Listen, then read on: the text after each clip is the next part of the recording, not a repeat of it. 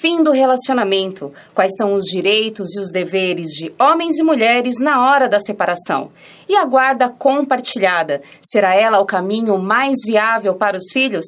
Quem trata deste tema no Cenário Mulher desta semana é o advogado Dario Reisinger e a advogada Rosângela Oliveira. O Cenário Mulher está começando agora, direto dos estúdios da TV Cenário, em Ferraz de Vasconcelos.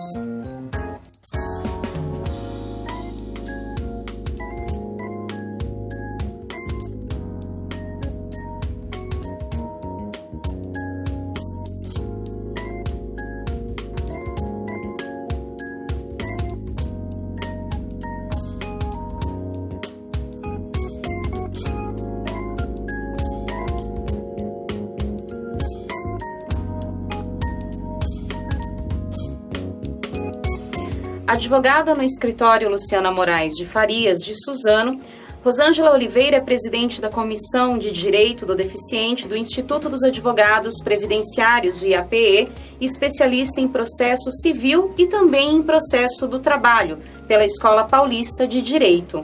Hoje está aqui conosco no Cenário Mulher para falar um pouquinho sobre dissolução de casamento e as suas consequências. Obrigada, doutora Rosângela, por sua participação. Boa tarde. Obrigada. Bem, e para explicarmos sobre separação, a gente tem que ir lá no início, né, no casamento. Como é que funciona o casamento? Quando as pessoas vão oficializar o relacionamento, elas conseguem escolher entre um ou outro a comunhão de bens, é isso? Sim, atualmente, no nosso Código Civil, nós temos 5 regimes de casamento. O da comunhão parcial de bens, que é o que determina a lei. Se o casal não escolhe, é o imposto, é o que é determinado. Quais são as consequências desse regime? O que o casal adquiriu na constância do casamento, numa eventual divórcio, será dividido 50% para cada um. Por exemplo, se for um imóvel e um carro e tiver o imóvel no nome de um e o carro no nome do outro. Sim, será partilhado de qualquer forma. Pode ser que se acordem que vendam, né, os bens, dinheiro, metade para cada um, ou um compra parte do outro, ou seja, várias soluções, né, que será escolhida uma pelo casal. Certo, então assim, essa escolha na hora de oficializar a relação, né, na hora do casamento, ela interfere depois numa possível separação. Sim, exatamente. Daí temos o segundo, que é a comunhão total ou universal de bens, em que todos os bens se comunicam, mesmo os que vieram antes do casamento e futuros que venham por herança. Um exemplo prático. A mulher tinha uma fazenda antes de se casar. Certo. No nome dela? No nome dela, certo. Só no nome dela. Casaram-se, os pais faleceram, ela herdou um iate. Eventual divórcio, metade para cada um. Não importa se anterior, se durante ou futuro. Isso também não importa, independe, por exemplo, do tempo que esse casamento durou. Sim, independe. Pode ser 1 ano, 30 anos, 20 anos. Sim, porém, esse regime atual no Código Civil só pode ser por pacto antinupcial. Então, tem que ir ao cartório e formalizar o pacto antinupcial. Ressaltando que até dezembro de 1977, com a lei do divórcio, era esse o regime que vigorava. Entendi. No nosso Código Civil. Doutora Rosângela, também tem, talvez, né, uma forma assim mais coloquial de se colocar, mas eu até gostaria que a senhora esclarecesse isso para nós, se é usual ou não. Existe o termo separação ou há diferença entre separação e divórcio? Sim. A separação era obrigatória até julho de 2010. Com a emenda constitucional, não existe mais separação. Ou seja, um casal que deseja pôr fim ao vínculo matrimonial, entra-se direto com uma ação de divórcio. Para eu poder entender, um casal estava junto, vamos supor, 20 anos, decidiu se separar, aí cada um vai para uma casa, para um endereço, mas não oficializa isso em cartório. Isso seria uma separação? Uma separação de fato. Ah, de fato. É uma separação de fato, porque não há mais a separação judicial. Vou entrar com um divórcio. No comum, né, as pessoas que, né, não têm tanto contato com o meio jurídico, ainda hoje se pronunciam, eu vou me separar. É difícil, doutor Dario, é difícil ouvirmos, né, doutor, no escritório, eu quero me divorciar, né? Não, eu quero me separar, né? Daí vamos nós explicar, né, doutor, que atualmente, desde 2010 para cá, entra-se com o divórcio e não mais separação. Graduado em Direito pela Faculdade Unidas de Suzano, a Unisus, especialista em Direito Penal pela Escola Paulista de Direito, o advogado Dario Reisinger é professor universitário de Direito Penal em cursos de graduação e também de pós-graduação. É sócio-diretor do escritório Reisinger Ferreira Advocacia e vice-presidente da organização não governamental A Lupa, além de articulistas de jornais aqui da região. Obrigada, doutor Dario, também por estar aqui conosco. Obrigado, Carla. Agradeço a oportunidade. Também um prazer reencontrá-la. Doutora Rosângela, cumprimento. Agradeço também a oportunidade de estar aqui com a senhora. E é isso. Muito bom esse momento de discutir o direito. Então vamos compartilhar um pouco aí do seu conhecimento, até entrando já na seara da guarda compartilhada, que também faz parte do tema do Cenário Mulher dessa semana. Há a diferença, né, para a gente começar, há a diferença da separação de um casal que tenha filhos de um casal que não tenha filhos? Com certeza. Com certeza a separação de um casal que possui filhos em comum, ela é muito mais complexa. Porque a doutora Rosângela bem falava de uma dissolução de uma sociedade conjugal que existia, em que vão ser partilhados bens. Só que bens não possuem sentimentos. Filhos, agora, crianças, adolescentes. Quando esse casal tem filhos e ele se separa, você está mudando completamente a vida de pequenos seres humanos, né? Pessoas em formação. Então, deve-se ter um cuidado máximo com o futuro dessas crianças nesse divórcio. Né? E acredito eu que, assim, quanto mais filhos, mais complexo se torna o processo. Embora não exista um tratamento diferenciado pela lei, né? A lei, inclusive, diz que nunca existirá diferença entre filhos, né? Mas, com certeza, numa realidade fática, se decidir como esse casal vai lidar com um filho, imagine decidir como esse casal vai lidar com 4 filhos, né? Então, quanto mais filhos, a questão a ser resolvida é mais complexa. E a partir do momento que o casal decide não ficar mais junto, né? Então, isso aí é ponto pacífico, os dois entraram num acordo, não vamos viver mais juntos. Como é que fica a situação dos filhos? Quem é que decide com quem fica? Aí entra a questão da guarda compartilhada. Hoje, ele é um caminho mais seguro para a criança e para o adolescente? É um caminho mais viável também para a vida desses pais?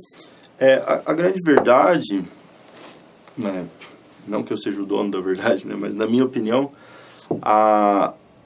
num mundo ideal, esse casal entraria num acordo, tudo seria feito com o máximo de serenidade, esses filhos seriam esclarecidos sobre o que está acontecendo com o seu pai e com a sua mãe, e tudo deve ser feito no sentido de que, embora exista ex-mulher e ex-marido, não existe ex-filho, né? Nem ex-pai, nem ex-mãe, né? Nem ex-pai, nem ex-mãe. Então, a regulamentação de que a guarda seja compartilhada, e agora com a atual redação do Código Civil, a guarda a ser fixada é a guarda compartilhada, e só não será a guarda compartilhada em raríssimas exceções com a previsão legal. Então essa seria, assim, uma primeira opção. Sim, uma primeira opção, e assim, eu diria, não é uma escolha dos pais. A lei determina que a guarda será compartilhada, porque o que acontece até hoje, na realidade como está, a guarda unilateral acaba distanciando os filhos daquele que não exerce a guarda. A unilateral, para quem nos assiste, para um dos dois, é quando fica ou só com o pai ou só com a mãe e visita o outro de forma muito esporádica. Não é o mais saudável para a criança que o seu pai ou a sua mãe seja um mero visitante na sua vida, né? A ideia é que exista o divórcio e que o pai continue sendo pai e que a mãe continue sendo mãe. Sim, isso também interfere na questão da pensão? Então, não deve interferir. A lei não traz nada nesse sentido. As decisões judiciais são totalmente no sentido de afastar esse entendimento. O advogado também tem um papel social, então houve uma primeira corrida nos escritórios, inclusive no meu, de pais querendo, pais ou mães, com a seguinte frase: doutor, eu quero a guarda compartilhada para baixar a pensão. Não existe isso. Aí já uso a questão como um balcão de negócios também, né? E não é essa o que a lei está querendo propor, né? Exatamente, né? A criança não pode ter valor monetário, né? Então, o que acontece é que na guarda compartilhada existirá um domicílio de referência. Embora pai e mãe continuem exercendo a guarda, a criança vai morar com um dos dois.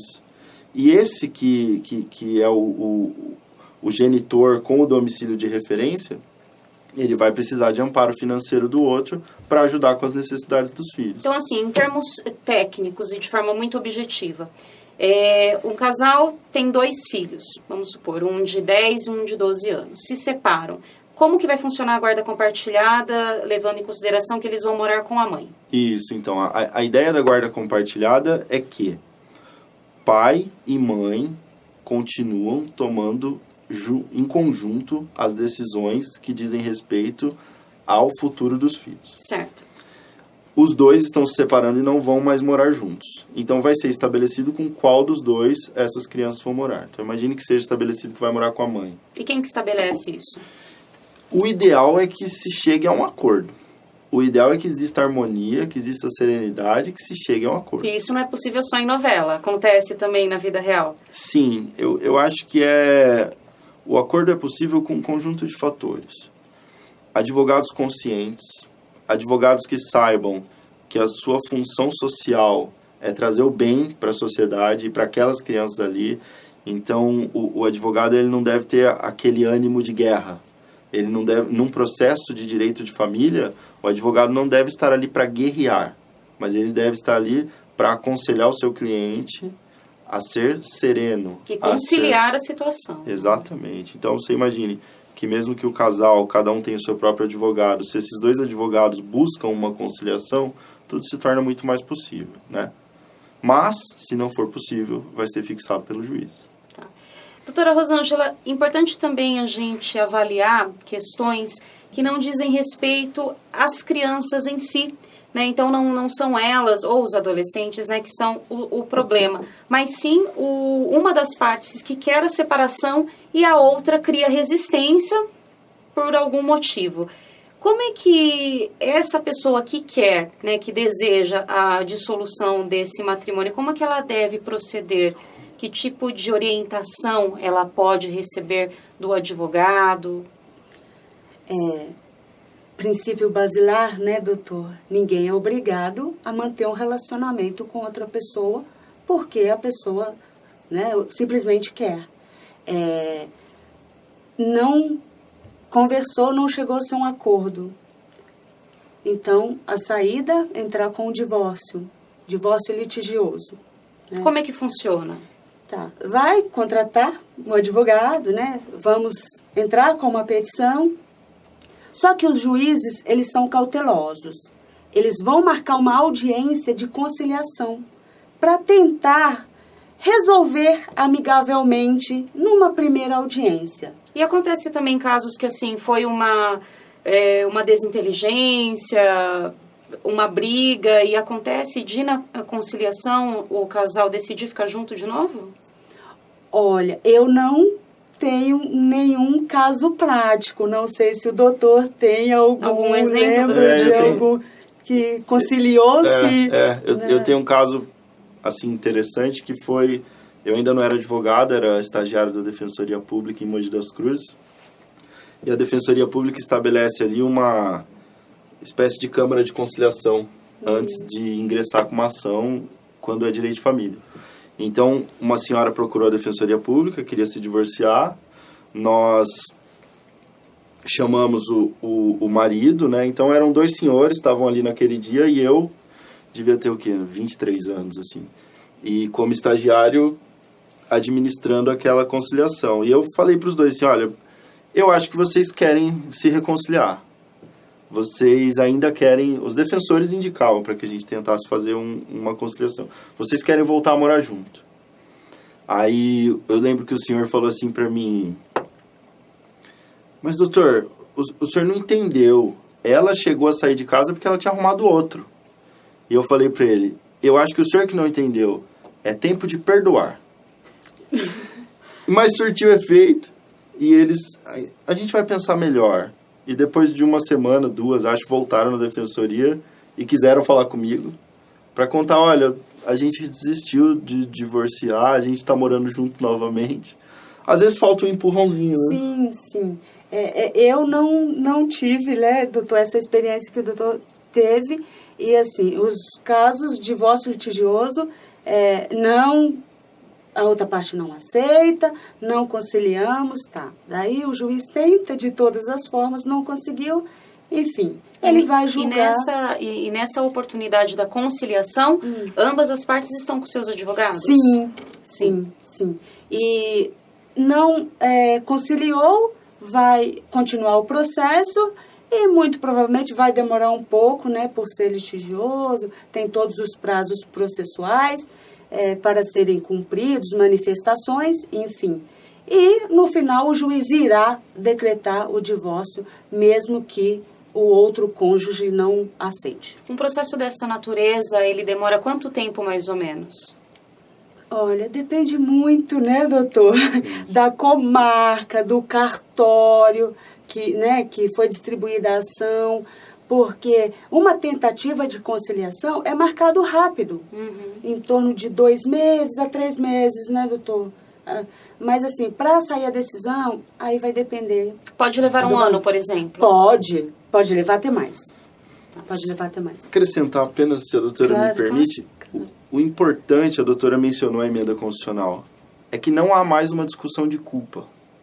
Então, o que seria essa discussão de culpa? A separação, o divórcio nunca necessitou discussão de culpa, mas a separação, ela necessitava motivo.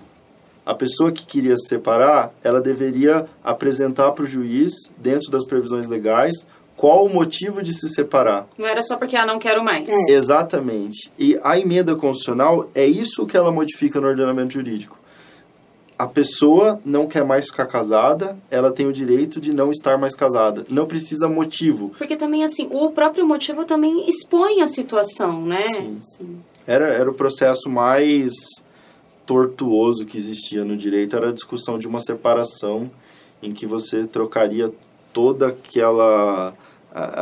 aquelas farpas no processo. Você é culpado disso? Não fui eu, foi você. Então isso acabou. A pessoa diz, eu quero o divórcio porque não quero mais viver com essa pessoa. E isso basta. Agora sim, doutor Dario, até na questão da guarda compartilhada, do DEL, a primeira opção, né, como o senhor mesmo falou, né, na verdade é meio assim que previsto já pela lei, então é o indicado.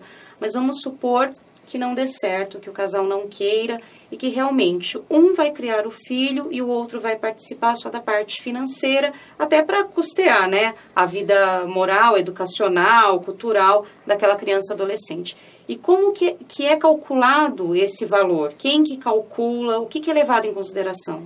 Sim, a pensão alimentícia, ela é calculada dentro de um binômio que a lei diz. Necessidade e possibilidade. Então, ela vai ser calculada para que o valor atenda o que aquele que recebe necessita para o seu sustento e que esteja dentro daquilo do que quem paga possa pagar, né? Mas é uma porcentagem, por exemplo, do salário, dos vencimentos? Então, é praticamente algo que faz parte do conhecimento popular de que a pensão alimentícia é 30% do que a pessoa ganha, né? Dentro do binômio necessidade-possibilidade, a jurisprudência construiu esse percentual.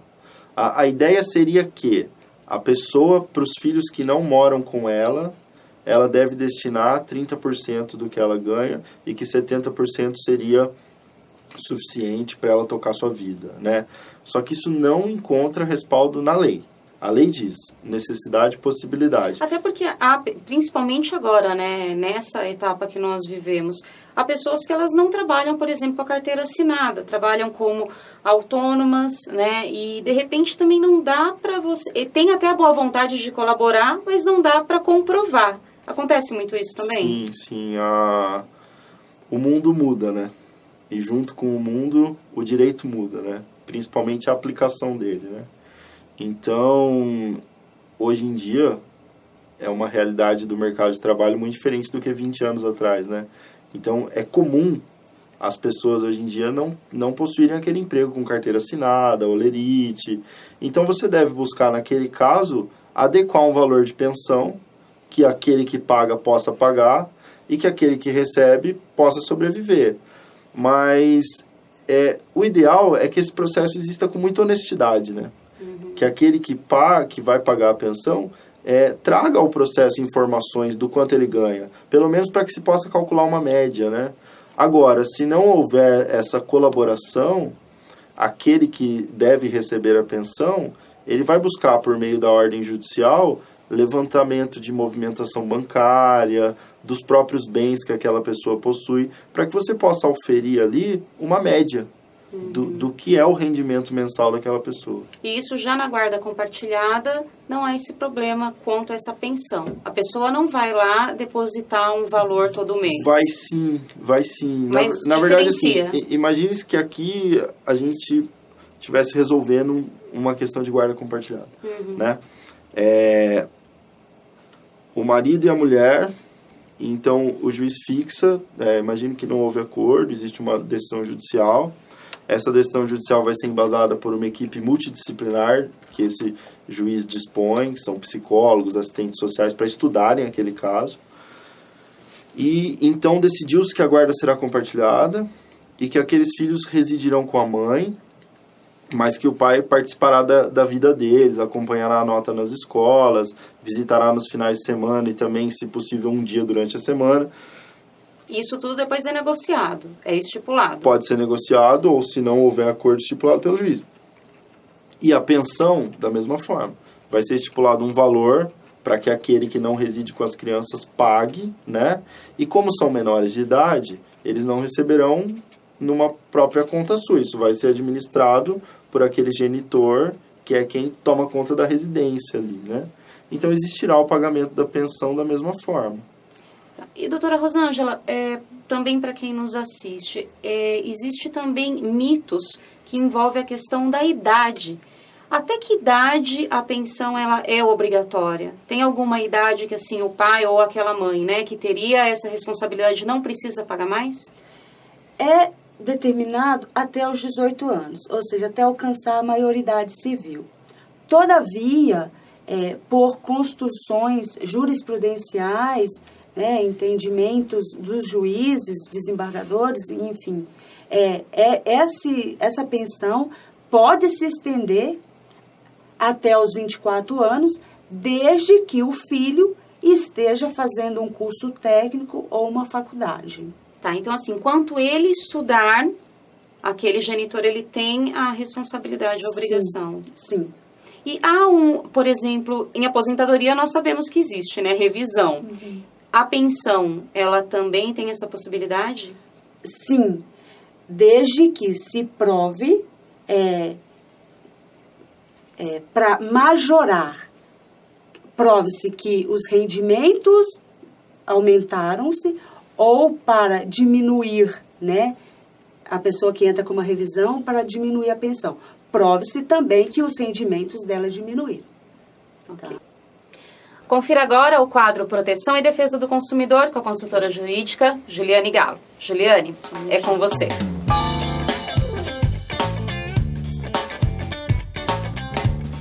Olá, Carla. De acordo com a Lei 12.886 de 2013, não pode ser incluso na lista de material escolar produtos de uso coletivo, como higiene e limpeza, e taxas para suprir despesas gerais da escola, como água, luz e telefone. A escola também não pode exigir dos pais a compra do material no próprio estabelecimento, nem determinar marcas e locais para aquisição. A boa e velha pesquisa não pode faltar, sobretudo na questão custo-benefício. E se usar material publicitário como base, arquive-o. Além de ajudar na análise dos preços, toda publicidade faz parte do contrato e deve ser cumprida conforme estabelece o Código de Defesa do Consumidor. A nota fiscal deve ser entregue pelo vendedor no ato da compra e, ao recebê-la, cheque se os produtos estão devidamente descritos. Outro item importante nessa discussão é o uniforme escolar. Caso a escola possua marca registrada, aí sim ela pode determinar que ele seja adquirido no próprio estabelecimento ou então em algum outro local pré-determinado. A Lei 8.907 de 94 estabelece, inclusive, que a escola deve adotar critérios claros para a escolha do uniforme, respeitando, inclusive, a situação econômica do estudante e da sua família. E pais, atenção! Escola alguma pode impedir que realizem a matrícula dos seus filhos no caso de estarem inadimplente, com o nome nos serviços de proteção ao crédito. No caso de constrangimento ou dúvida, procure um órgão de proteção de defesa do consumidor mais próximo da sua casa. De volta para você, Carla. Boa dica, Juliane. Afinal, o Código de Defesa e Proteção do Consumidor deixa claro: mensalidade escolar não pode ser equiparada a crédito. Qualquer dúvida, chame um advogado. E no próximo bloco, nós continuamos a conversar com os advogados Dario Reisinger e Rosângela Oliveira. O tema desta semana do Cenário Mulher é fim do relacionamento. Quais são os direitos e os deveres de homens e mulheres na hora da separação? E a guarda compartilhada. Será ela o melhor caminho para os filhos? Cenário Mulher, volta já.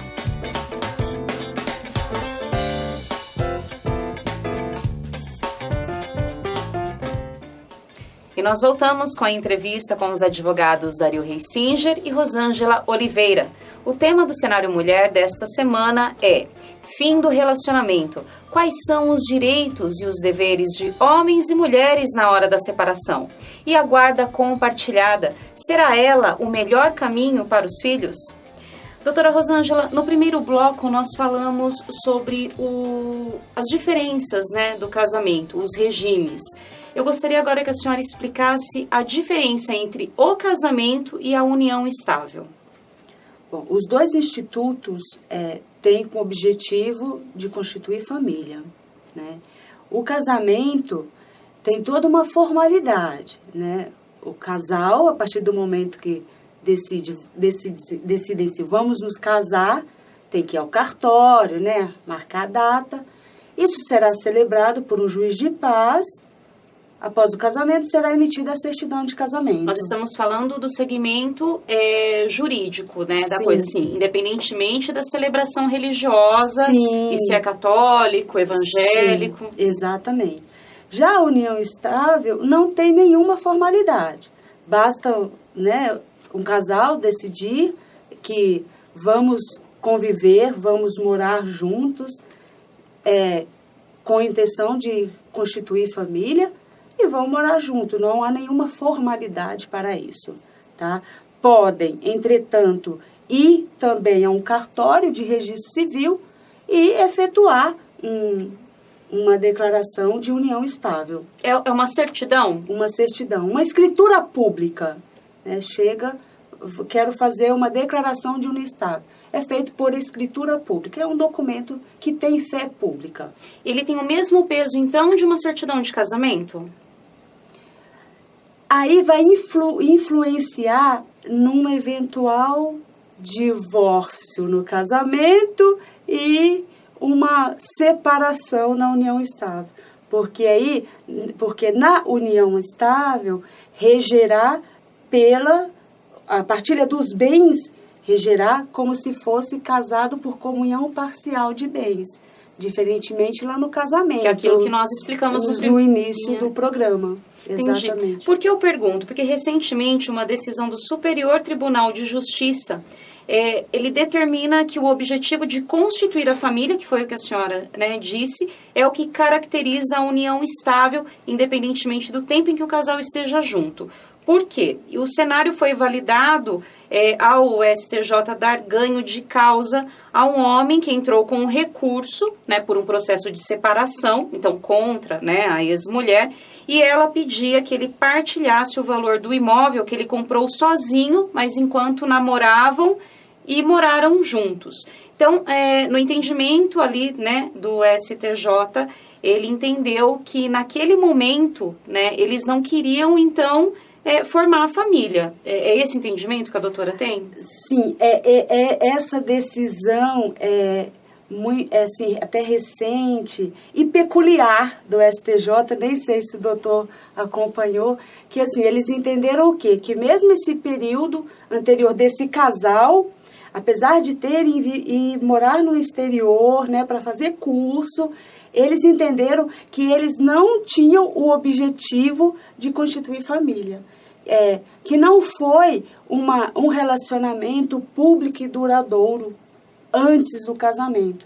Por isso deu ganho de causa ao homem. Só que mesmo assim, ou seja, a outra parte, que seria a esposa, a namorada, enfim, ela também sabia disso, porque ela viveu essa história. Ela era uma protagonista. Mesmo assim, ela quis pedir na justiça parte dos bens que estavam no nome desse namorado, noivo, né, enfim. Sim. E a justiça deu ganho de causa a ele.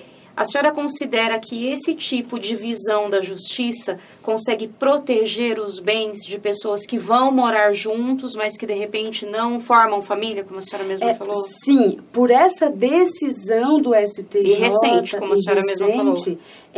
O simples fato de estar morando junto não significa que estão vivendo em união estável, que tem que ter o apoio, né, além da convivência no mesmo imóvel, tem que comprovar que tem a intenção de constituir família, de ter filhos.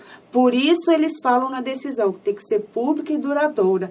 Esse constituir família é muito subjetivo, né, doutor? É assim, é um fio, né? Então, cabem várias interpretações. Exatamente, né? Exatamente. Há uma diferenciação também daquele casal que mora junto e que não tem a certidão de união estável lavrada num cartório, da que tem a certidão? Não, como o objetivo é o mesmo. É lógico que não temos uma certidão, uma escritura pública lavada em cartório. Como iremos provar que aquele casal estava vivendo, conviveu em união estável? Mas aí entram testemunhas. Sim, aí entra fotos, né? Os testemunhos dos vizinhos, comprova-se com correspondência no mesmo nome, entre outros. Entendi. Doutor Dario, até levando em consideração a nossa geração enquanto crianças, né? Na escola a gente tinha muitos exemplos assim. Os pais se separavam e os filhos ficavam com a mãe. Era muito mais normal esse tipo de situação. Hoje tem muitos pais que ficam com a guarda dos filhos, até porque aquela dona de casa já é a mulher que trabalha, que às vezes trabalha até fora, em outra cidade, em outro estado. Hoje tem um equilíbrio maior quanto a isso, de pais e de mães que ficam com a guarda dos filhos? Com certeza. Hoje em dia vai existir um número maior de pais, homens, né, que gerenciam aquele cotidiano doméstico dos filhos, né. Eu tô um pouco resistente agora a falar quem fica com a guarda, porque eu acredito muito nessa ideia de guarda compartilhada como o melhor para as crianças. Então eu diria que a ideia é que os dois fiquem com a guarda, que a guarda seja compartilhada. Mas, com certeza, um paradigma que tem que ser quebrado é que as crianças estarão melhor com a mãe. Essa ideia, ela é antiga. Ela não corresponde mais ao nosso dia de hoje, né? A mulher ganhou o mercado de trabalho, a mulher ganhou a sua independência. Um reflexo disso foi o homem se acostumou mais a cuidar de algumas responsabilidades da casa. Existem muitos homens hoje que levam o filho na escola, busca na escola, prepara a lancheira. Então, esse paradigma também tem que ser quebrado, né? Não necessariamente a mulher é a melhor companhia para as crianças. Eu acho que o que a gente tem que ter hoje em dia e lutar para que isso cada vez mais seja aplicado na prática é que para a criança o melhor é ter o pai e a mãe na sua vida. Sim, mas assim, no caso que isso não seja possível, até vamos supor, né? Eu até li um artigo, né, recente também, que dizia sobre a tutela da criança por conta que a mãe era comissária de bordo. Então, é uma profissão que realmente, né, exige que ela viaje, fique fora, e ela fazia muitos voos internacionais. Aí o juiz deu ganho de causa para que o pai, que também trabalhava, mas tinha um horário, né, um pouco mais rígido, né, digamos assim, ele trabalhava na cidade, então deu ganho de causa. Acontece muito isso também, então é avaliado, né, a situação, o dia a dia desse pai e dessa mãe? Com certeza, né, vamos tratar assim, que seja uma guarda compartilhada e que o juiz tenha que decidir qual é o mais indicado para ser aquele genitor que vai residir com a criança, na maior parte do tempo.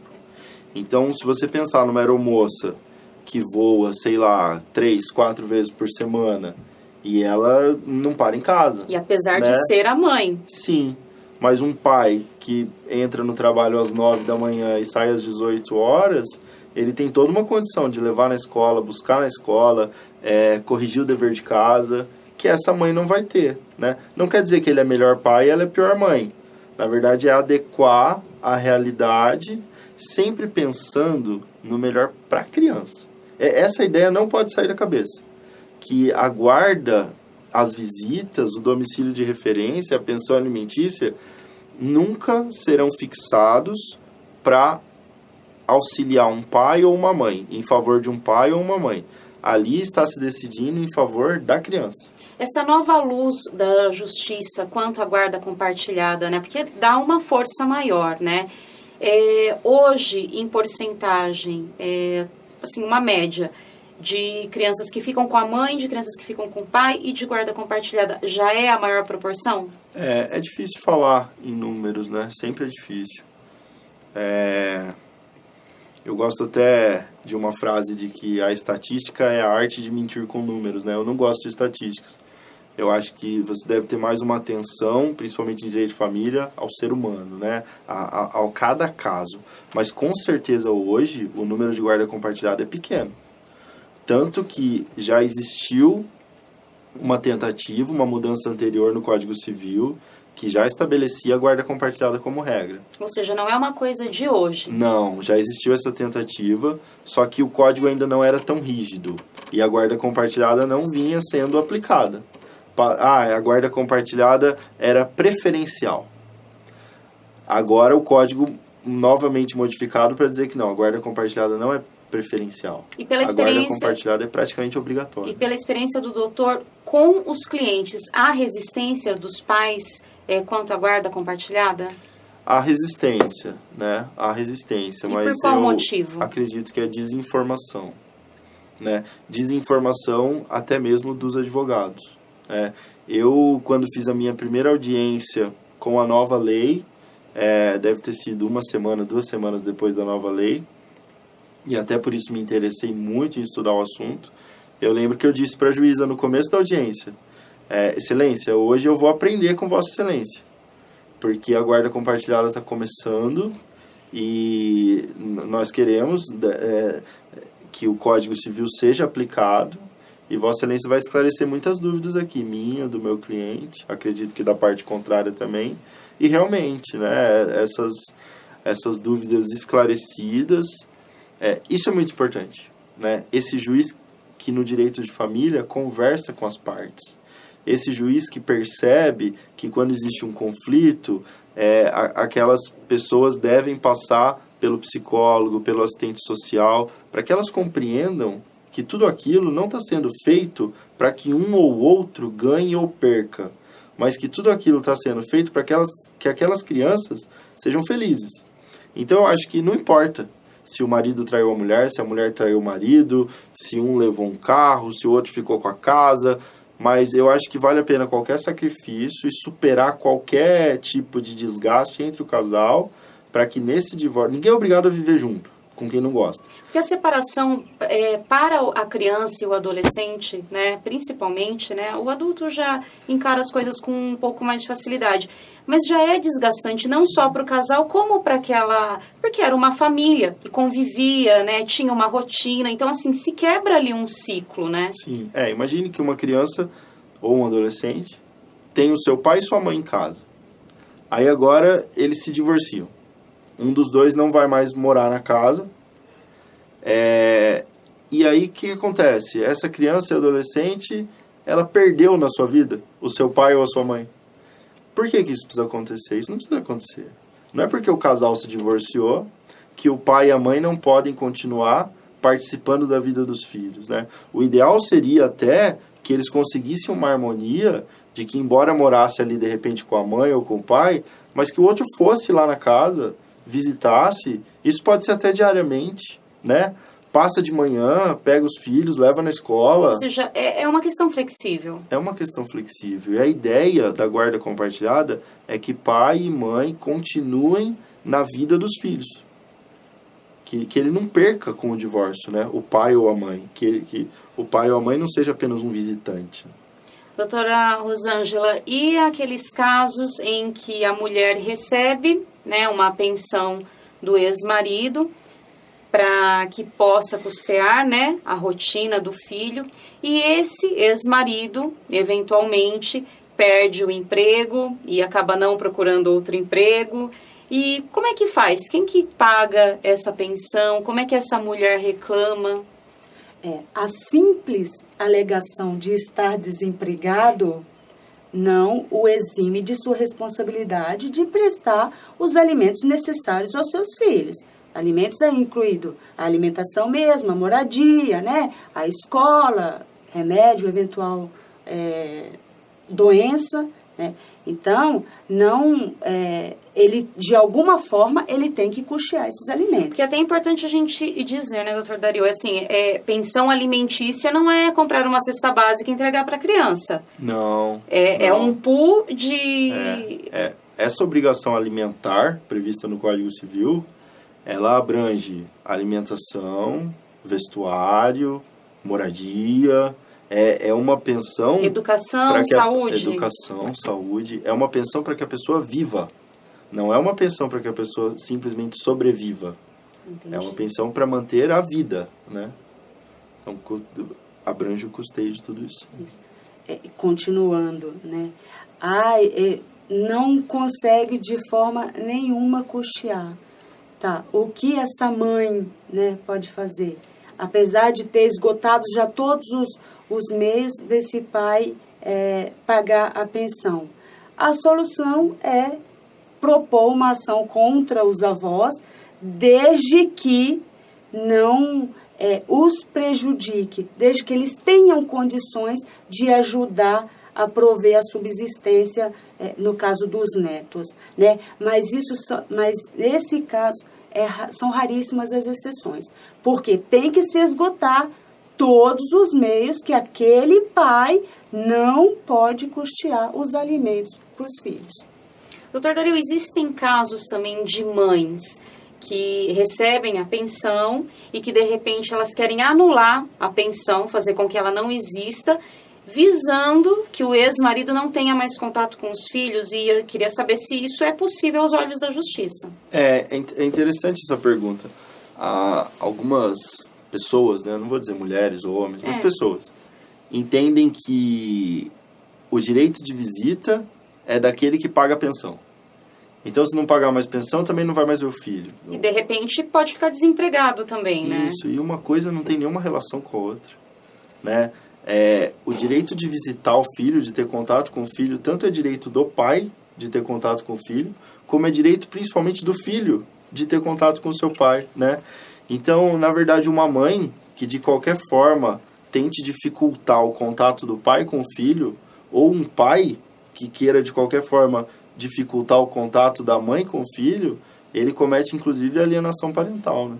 Então, ele pode ser chamado para poder responder por isso e se adequar aí a um cenário que não faça mais com que o filho passe por isso. Se você imaginar numa situação de guarda unilateral, aquele que tem a guarda e pratica atos para impedir que o outro tenha acesso ao filho, ele pode até chegar a perder a guarda. Ele pode ter diminuído o seu tempo de convivência com esse filho, ele pode sofrer várias sanções nesse sentido. Por quê? Porque ele está cometendo ali uma violência contra aquele ser humano, que é essa criança ou esse adolescente. E ele também está escolhendo pela criança e pelo jovem, né? Sim, e causa um trauma gigantesco na formação do ser humano. Esse ser humano em formação, no começo da sua vida, que é privado de contato com o seu pai ou com a sua mãe. Então, isso realmente, essa ideia deve ser afastada. Né? Não deve existir essa intenção de pai ou mãe de evitar com que o outro tenha contato com os filhos. Isso não deve existir. E levando em conta de um casal que também se separou, chegou à decisão de que os filhos, dois, né, de 10 e 12 anos, iriam morar com a mãe, e numa dessas desinteligências domiciliares, os filhos acabam brigando com a mãe e falam assim, mas quando eu tiver 15 anos eu vou morar com o meu pai. Esse adolescente, essa criança, ela tem essa chance de escolher em determinado momento da vida? Não, na verdade, assim, a partir dos 18 anos, a pessoa manda no seu próprio destino, né? Ela não está mais sob guarda de ninguém. Então, aí ela mora com quem ela quiser. Mas enquanto a pessoa não tiver 18 anos, quem decide sobre os atos da sua vida é o seu pai e sua mãe, via de regra, né? Então não adianta espernear, argumentar. Não. Ela vai ficar sob a tutela da mãe. Até porque essa pessoa em formação ainda não tem condições de saber o que é melhor para si, né? Então você não pode permitir, e o direito não permite isso, a nossa legislação não permite, que uma criança prefira entre pai e mãe simplesmente por conta de um videogame, de uma televisão maior, porque na casa do meu pai tem isso e na casa da minha mãe não tem. Faz parte, né, desse ser humano ainda em desenvolvimento, não escolher tão bem pelos melhores motivos, né? Então, realmente, a pessoa escolhe com quem ela mora a partir dos seus 18 anos. Sim. Doutora Rosângela, com a dissolução do casamento, então houve o divórcio, né? E depois de quanto tempo essa pessoa que se separou, ela pode casar oficialmente de novo em cartório ou, de repente, lavrar, né, uma certidão de união estável? E também queria que depois a senhora explicasse se é possível uma pessoa, que existem casos, que se separaram e depois se casaram de novo com a mesma pessoa. Sim. Com a decretação do divórcio, sai um ofício do juiz, mandado de averbação, né? Então a gente sai com papel também. Sim, sai com papel do juiz, vai até o cartório, né, onde casou, para averbar, né, para dizer que foi decretado o divórcio daquele casal. Foi averbado, o cartório já, né, colocou a margem da certidão de casamento, no dia seguinte já pode agendar o novo casamento. Mas daí também precisam de outros documentos ou não requer? Não, os documentos pessoais, a certidão de casamento averbada. Simples assim, Carla. E acontece em casos de pessoas que casam com o ex-marido ou a ex-mulher? Acontece. Então, doutora, vamos nos casar novamente. É permitido? Sim. Já houve a decretação do divórcio, está averbado, vamos novamente ao cartório, marcar a data. Então não há diferenciação nenhuma, porque é um novo casamento. Sim, é um novo matrimônio.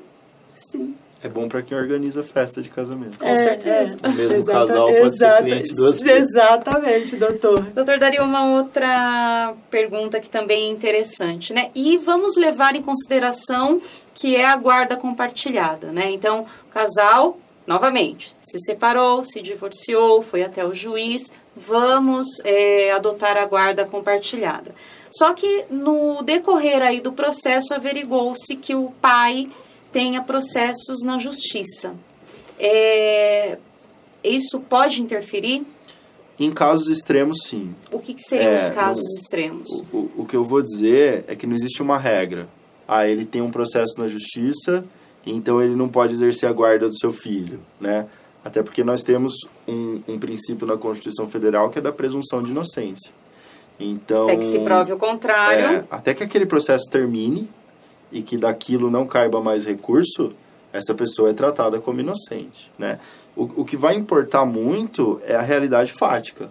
É lógico que se você traz provas para um processo até da discussão da guarda, de que o sujeito é um traficante de drogas, ou a mulher é uma traficante de drogas, e que ali no próprio domicílio as pessoas vêm, compram drogas, é lógico que não é um ambiente bom para uma criança nem para um adolescente. E isso seria um motivo para perder guarda, para diminuir direitos de visitas, isso seria, mas a simples existência de um processo, não. E até pegando um gancho nessa situação, e assim, não agora só pendendo ao pai ou à mãe, num caso que os dois tenham problemas. Aí o filho não fica nem com o pai nem com a mãe, ele ficaria com quem? Mais uma vez, se for um problema extremo, né, e aí vamos partir de um exemplo, né, o pai e a mãe são traficantes de drogas. Sim. E traficam ali na residência, aquilo não é um ambiente bom para essas crianças. Numa discussão de guarda, vai se dar uma preferência para parentes próximos, avós, né, tios, tias, mas não existindo esse parente próximo, na verdade essa criança e adolescente, eles vão para uma instituição e vão ser destinados à adoção, dentro, lógico, de todos os trâmites legais, né? Sim. E, doutora Rosângela, é interessante também, há pessoas que elas não têm recursos suficientes, de repente, para contratar um advogado para poder secretariar essa questão da separação e do divórcio, né? Sim. Como é que essa pessoa pode fazer? Quem que ela pode procurar para ela poder contar com esse serviço? Há algum sistema que seja gratuito? Sim, aqui na nossa região, as pessoas que não podem custear um processo, elas são atendidas na OAB, passa por uma triagem, né? Lá haverá um encaminhamento para tem os advogados que são inscritos na assistência e será indicado um advogado para dar entrada no divórcio, ou numa ação de alimentos, ou na guarda compartilhada, que aí isso é pago pelo Estado. Ok. Bom, eu só tenho a agradecer. Eu acredito que os esclarecimentos foram, assim, bem pontuais. Muitas pessoas ainda têm dúvidas, inclusive da questão de separação, de divórcio, diferença e da guarda compartilhada. Acho que a Justiça deu passos muito importantes, até assim, preservação ao ser humano e também para garantir uma melhor formação, uma melhor educação. Em que se pese, o melhor mesmo é ter um bom relacionamento, sim, que ele não termine, mas nem sempre é assim, né? Sim. Bom, em retribuição, queria que vocês ficassem com um presente da TV Cenário. É uma lembrança da loja que veste a nossa consultora jurídica, Juliane Galo. E aproveitando, queria que a doutora Rosângela deixasse os seus contatos, as pessoas que querem entrar em contato, querem tirar uma dúvida, agendar uma visita, como é que faz? Temos o telefone, o escritório fica em Suzano, na Avenida Antônio Marques Figueira, número 1269. O número do telefone é 4742-9720. E no Facebook, Rosângela Oliveira.